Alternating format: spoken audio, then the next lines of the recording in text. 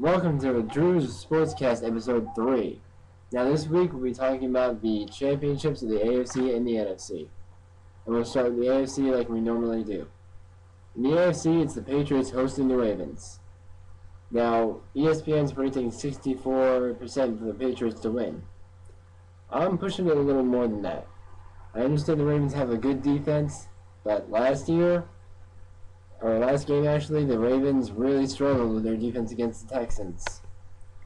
And that's really what I'm looking at in this game. If the Ravens cannot stop the Patriots offense, which most teams can't, it's going to be a long day, just like what happened to Tebow.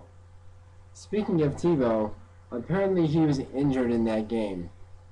A few busted ribs or something, He can make excuses, but we'll see how he does next year.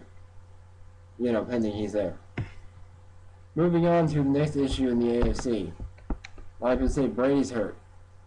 Brady's been nursing a left shoulder injury. But, he was doing that for most of the other seasons too, and he'll play. No problem with that.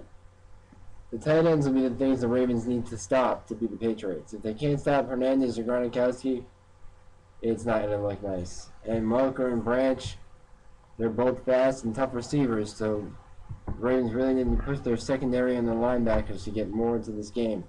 If you pressure Brady, I don't think really matters, because Brady will just throw it and complete it either way.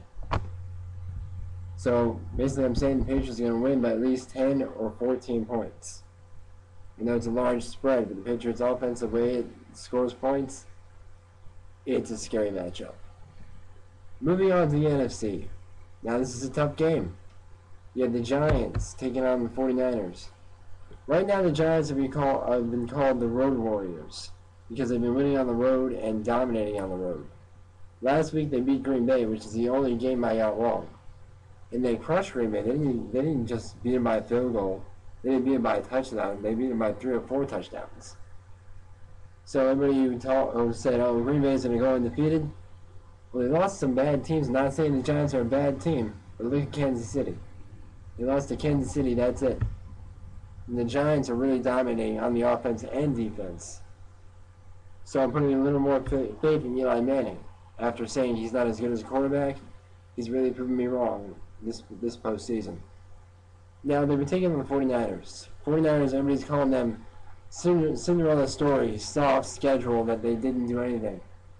But what happened last week to the Saints? It was a close game, but you got to hand to the 49ers. You said they were soft? Not many teams can beat New Orleans that easily.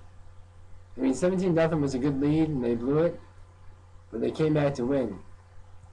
And Alex Smith is really impressing me right now. Everybody's been doubting him for the last 4 or 5 years since he entered the league. But he's really been proving a lot of critics wrong. He's throwing the ball, he's even running, which is what he did in college. He's not fast, but he can definitely keep his pace going. That touchdown he ran for, probably the best run I've ever seen him do his whole career. Now, what the 49ers need to do to beat the Giants is focus on the ground game. The Giants blitz a lot with their front four, and if they can hand it off to Gore and Gore can break, the secondary can't stop him. Now, throwing the ball, Alex Smith isn't as accurate as I'd like him to be. He's got the power, but he needs to be accurate. If he can be accurate and complete the pass to more than just Vernon Davis, they should have a pretty good pass scheme as well. What the Giants need to do to win is pressure Alex Smith. Keep him out of the pocket. He won't be able to concentrate. He'll lose his grip early in the game, and you'll be able to dominate and go to the Super Bowl again. So my predictions this week, I'm going to give the edge to the 49ers. Only because the Giants tend to struggle if they fall behind. And if the 49ers score first with a touchdown, the Giants may lose their focus and their confidence. Not to mention the Giants have a little too much confidence. Some players are overconfident. They talk about, we're going to do this, we're going to do this, we're going to do this good. It's good to have confidence, but sometimes it's good to keep it to yourself. Because that's just going to fuel the fire.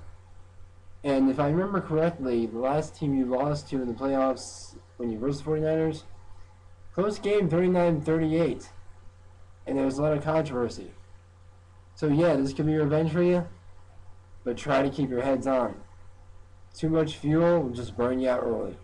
You get tired, the 49ers will beat you. I'm thinking that's what happened to the Saints. The defense got tired and the 49ers beat them. So that's all I have this week. Next week we're going to talk about Peyton Manning. And if he's staying in India, I don't think he is. We'll talk about how many college players are coming to the NFL draft. There's a new record, and I'll be talking about that all next week. There's a new coach in St. Louis. You'll hear about this all next week. So take care and enjoy the playoffs.